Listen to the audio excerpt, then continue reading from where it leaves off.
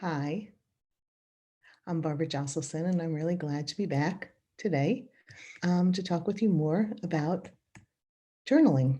This is the third workshop. I'm going to take off my glasses. This is the third workshop that out of 5 that I've been doing on these Thursday afternoons. And I've really been enjoying it. I hope you are too. What we've been trying to do, if you're new to the group, is to use writing and expression to kind of process some of the feelings and issues that you may be feeling about the quarantine and the stay-at-home orders and just the idea of this very frightening pandemic. And we've also been talking about using these feelings in this moment in history, being one of the people who are documenting it so that there's a record of what it felt like to live through this in real time in this moment. And whatever you want to do with that in the future, whether it's handing it down to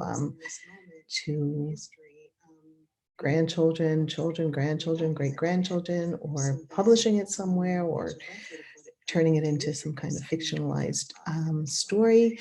It's up to you, but I think that a lot of times that when we write um, things that we're feeling, at least in my experience, you can start to sort of own it, and rather than letting all those feelings and fears own you, and it becomes your story. And there's an element of control that I think is very satisfying and is why people like to write. So what I've been doing is sharing various excerpts from different memoirs, historical, um, more contemporary, and but the thread I think that I've been trying to uh, to tie them all together has been, when I've been choosing what to read, has been people going through difficult or challenging moments, either worldwide. We started with Louisa May Alcott and her memoir about being a Civil War nurse, so a more global issue, and or then we moved on to Suzanne Farrell, whose memoir has to do with being a Balanchine ballerina and some of her emotional challenges and struggles with that. Today, I would like to look at a memoir that you may be familiar with. It came out in 2005, was really very popular. Jeanette Walls is the author, The Glass Castle. This was a very personal memoir and quite striking in how raw and honest and direct it was, and also um, just the it had to do with a family, and Jeanette Walls writes so passionately and honestly about a difficult her difficult childhood and her the parents that she had, and how they made her childhood exciting, but at some points, but also very difficult, and what the difficulty was in growing up with a pretty dysfunctional family. So I'd like to read the very beginning of this memoir to you. And this is the very beginning, and then I'm going to use this, as I've done all along, to inspire a prompt, or to give you a prompt for this. And we'll write for a little bit. So here's how she begins. I was sitting in a taxi, wondering if I had overdressed for the evening, when I looked out the window and saw Mom rooting through a dumpster. It was just after dark. A blustery March wind whipped the steam coming out of the manholes, and people hurried along the sidewalks with their collars turned up. I was stuck in traffic 2 blocks from the party where I was heading. Mom stood 15 feet away. She had tied rags around her shoulders to keep out the spring chill and was picking through the trash while her dog, a black and white terrier mix, played at her feet. Mom's gestures were all familiar, the way she tilted her head and thrust out her lower lip when studying items of potential value that she'd hoisted out of the dumpster, the way her eyes widened with childish glee when she found something she liked. Her long hair was streaked with gray, tangled and matted, and her eyes had sunk deep into their sockets, but still She reminded me of the mom she'd been when I was a kid, swan diving off cliffs and painting in the desert and reading Shakespeare aloud. Her cheekbones were still high and strong, but the skin was parched and ruddy from all those winters and summers exposed to the elements. To the people walking by, she probably looked like any of the thousands of homeless people in New York City. It had been months since I laid eyes on Mom, and when she looked up, I was overcome with panic that she'd see me and call out my name, and that someone on the way to the same party would spot us together, and Mom would introduce herself, and my secret would be out. I slid down in the seat and asked the driver to turn around and take me home to Park Avenue. The taxi pulled up in front of my building, the doorman held the door for me, and the elevator man took me up to my floor. My husband was working late, as he did most nights, and the apartment was silent, except for the click of my heels on the polished wood floor. I was still rattled from seeing Mom, the unexpectedness of coming across her, the sight of her rooting happily through the dumpster. I put some Vivaldi on, hoping the music would settle me down. So I think this is a really striking way to begin her memoir because just the idea that she's looking and seeing a woman who's rooting through a dumpster, who blends in with the other, just the way the New York City looks, and then she realizes it's her mother and the shock of that. So I wanted to begin now with a prompt for you as part of our brainstorming journaling kind of exercise, where what I'd like you to do is write about a moment that's happened over the last, 6 or 7 weeks, where you viewed a stranger doing something that caught your attention, something that maybe relates to what's going on here. Something that maybe you didn't see before, early March, before or mid-March, when all the stay-at-home orders kind of came down.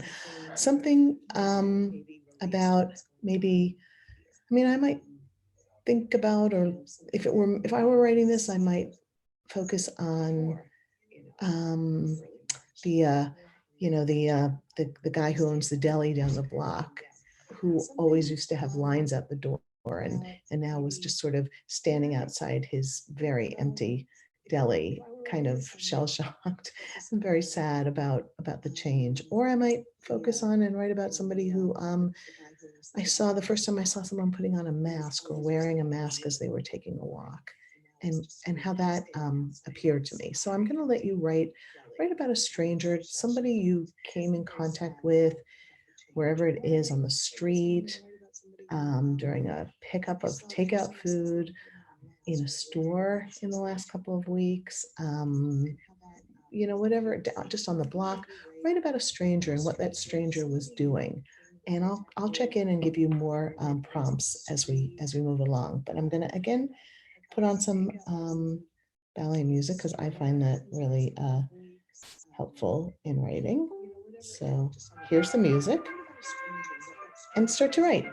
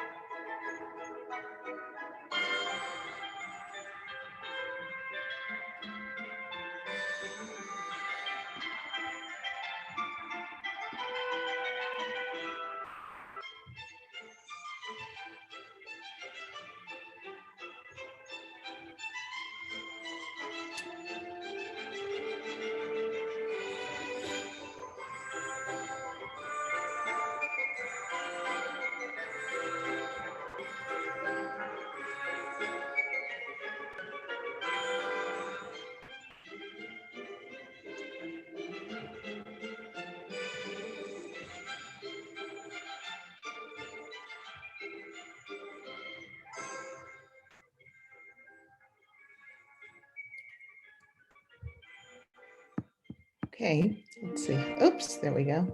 I was losing the music there. Let me turn it down while I talk. I'm going to suggest now, keep going, keep doing what you're doing. And I just wanted to see if I could add some detail to what you're describing. So as you're going through this, let's see if you could make sure we know what the weather was like that day. Was it one of the beautiful spring days, one of the very few beautiful spring days we've had here in the New York area, or was it one of the many rainy days we've been having? Was it cold? Was the air humid? Was it chilly? Was the sun strong, even though the weather was warm? Get a sense of what it felt like to be outside. Or I guess if you're writing about something that's inside, there might still be the idea of the weather coming in through the windows of the store, or you know, this, yeah, like if the sunshine is coming through, or if it's raining, if the gloom outside is making the store kind of dark, which I know can happen even when it's when you've got the indoor lighting. Get a sense of what the atmosphere was like, and also make sure that you're also talking about using as many senses as you can in describing. Now, you may not have been close enough to actually, get. So, well, you could smell the surrounding air if there were flowers around, or you were in the baked goods sections and the food smelled good. So see how many, what you can, what kind of senses you can put in here. You're probably already using a lot of sight, but if there are any sounds, any smells, anything you're feeling, anything you're touching, and I'll check back in about another minute and a half. So see how many, what you can, senses you can put in here. You're probably already using a lot of sight, but if there are any sounds, any smells, anything you're feeling, anything you're touching, and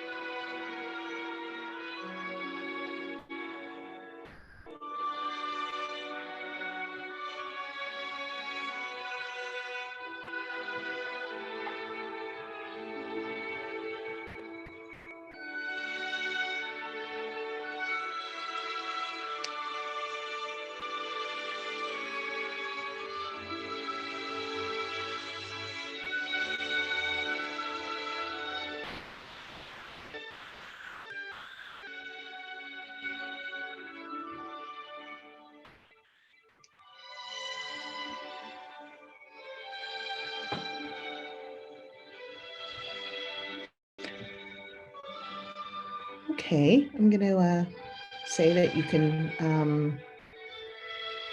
finish up whatever word or sentence you're working on. I'm going to turn this down. And I wonder what that felt like.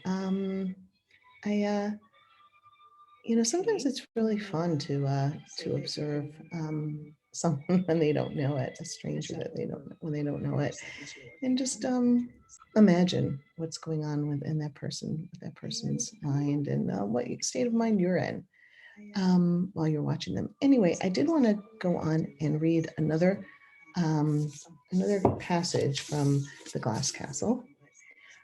Really extraordinary memoir in just how honest she was. So this goes back now. That was in the present day. She goes back, and this is the beginning of when she's writing the whole story of her life, and this is her earliest memory. She says. So I'm just going to read a couple of paragraphs of this. This is the first chapter that's looking back, and she writes. I was on fire. It's my earliest memory. I was 3 years old and we were living in a trailer park in a southern Arizona town whose name I never knew. I was standing on a chair in front of the stove wearing a pink dress my grandmother had bought for me. Pink was my favorite color. The dress's skirt stuck out like a tutu, and I liked to spin around in front of the mirror, thinking I looked like a ballerina. But at that moment, I was wearing the dress to cook hot dogs, watching them swell and bob in the boiling water as the late morning sunlight filtered in through the trailer's small kitchenette window. I could hear Mom in the next room singing while she worked on one of her paintings. Juju, our black mutt, was watching me. I stabbed one of the hot dogs with a fork and bent over and offered it to him.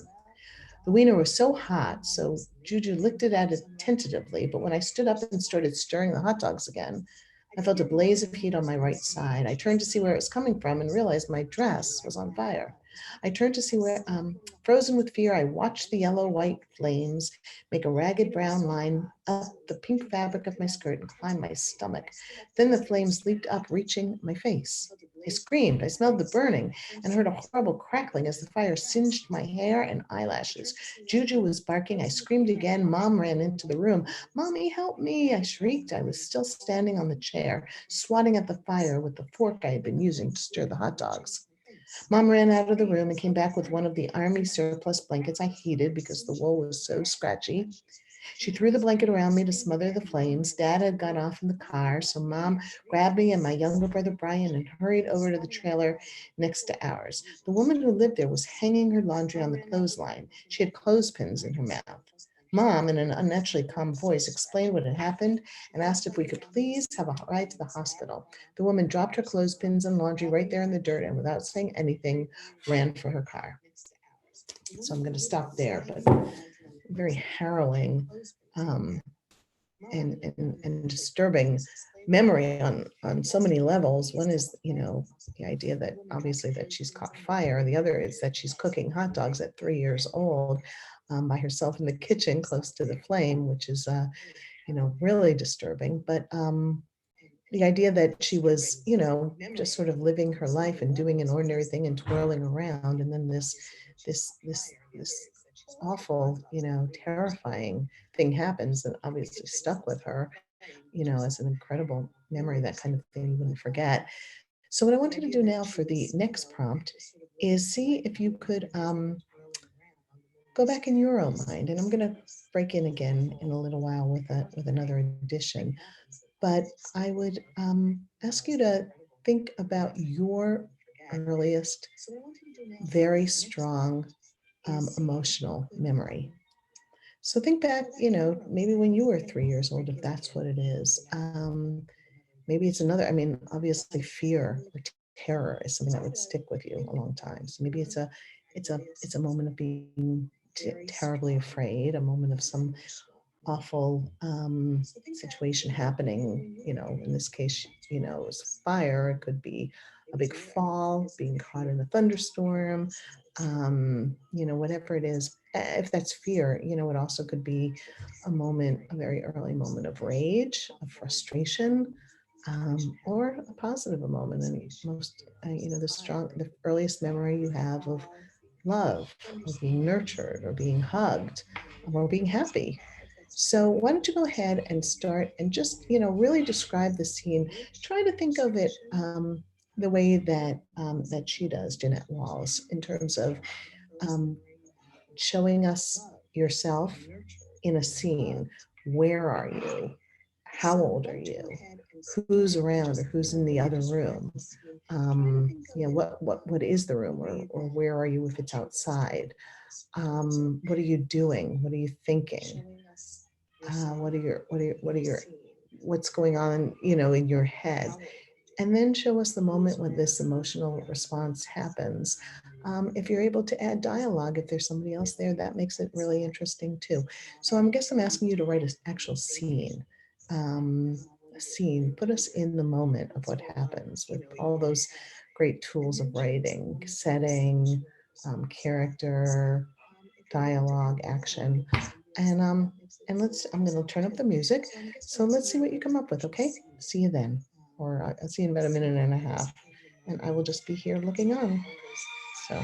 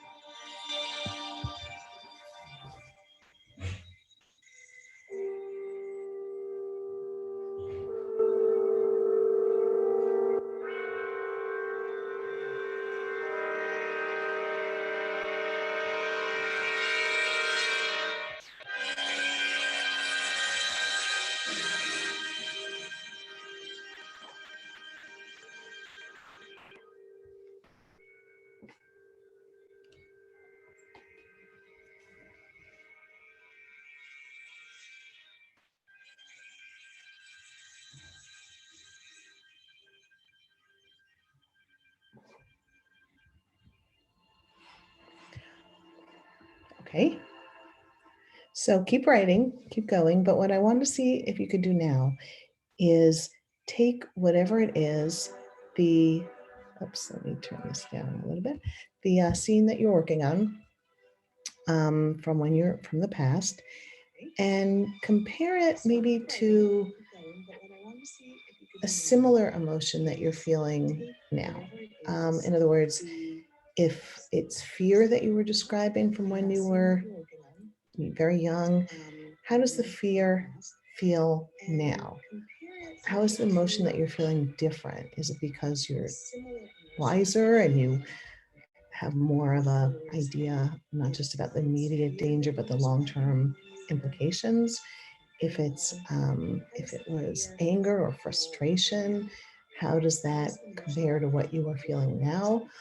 If it's if it's a positive emotion that you are feeling, have you found moments of elation or optimism or love now? So what I'd like you to do is two choices. One would be to write another scene of something that's happened recently, where you're exploring your own actions and behaviors in response to an emotion of, the emotion that you covered in your last piece. Or so you can write another scene, or just discuss, or just write a paragraph about how feeling that emotion is different today than it was back then. Okay, so two choices. So keep going, and I'll check in about another minute and a half.